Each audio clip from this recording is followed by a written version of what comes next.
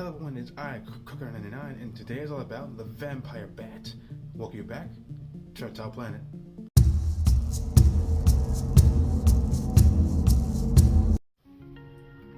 Alright, the vampire bat. Now these bats are a really small flying mammal. They can be found in northern Mexico, Central America, South America, as well as Argentina, Chile, and Uruguay.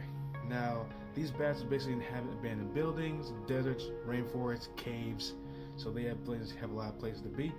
So vampire bats they're no bigger than about 2 inches long, so they're a very small flying mammal, and they have an 8-inch wingspan. They have kind of like a dark brown coloration on their fur. Now, like many species of bats, vampire bats are primarily nocturnal, so they spend the day sleeping, while they spend the entire day prowling around for their prey. But vampire bats are not like other species of mammal, especially bats, who basically prey on small insects, fruits.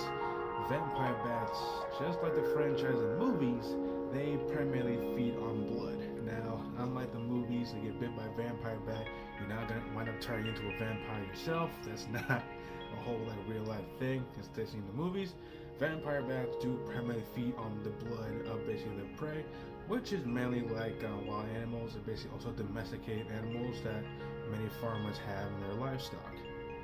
Now, they do feed exclusively on blood, they'll basically use their sharp teeth to pick away at the skin. Basically, a vampire bite's bite doesn't hurt. Kind of feels like, to an animal, kind of feel like a little pinch, but kind of makes it uncomfortable. And basically, as their prey, they put with their prey and start lapping up the blood from their intended prey or intended victim. They have an anticoagulation that does keep their prey basically bleeding, and basically allows the bat to keep lapping up the blood from the animal that they are basically ingesting the blood from. But because of this can have a little bit of effect on livestock, because vampire bats can carry around rabies disease, since they are basically biting various animals that kind of basically spread the disease, which basically can be harmful to many animals as well as many farmers' livestock, and that makes it a little more of a problem. But relative than that, vampire bats rarely ever bite humans. So basically in a colony, vampire bats do operate as have one dominant male protecting the whole group of females. So basically, the male is basically the guardian of all the females in the area. But relative to that, they are very tame and docile towards people, and basically want nothing to do with this. But like I said, you probably don't want to get bitten by a vampire bat because of the disease that can be spread around. Now, vampire bats, females in general, do basically have one offspring per female, so they don't have typically a high reproductive rate. So basically, they will have one pup once every year.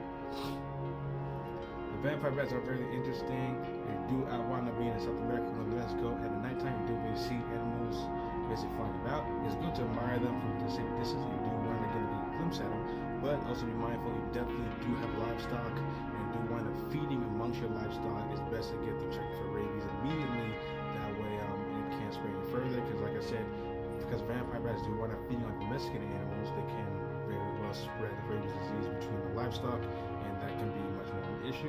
So if you do have livestock, make sure, main regulation, make sure you do the rabies vaccination. That way, hopefully, it won't spread, and that way, it might be able to fight against the disease itself. Alright, so that is a vampire bat. If you guys enjoyed the video, please like button. If you have any questions or comments, don't forget to subscribe to my content, and I will see you guys next time.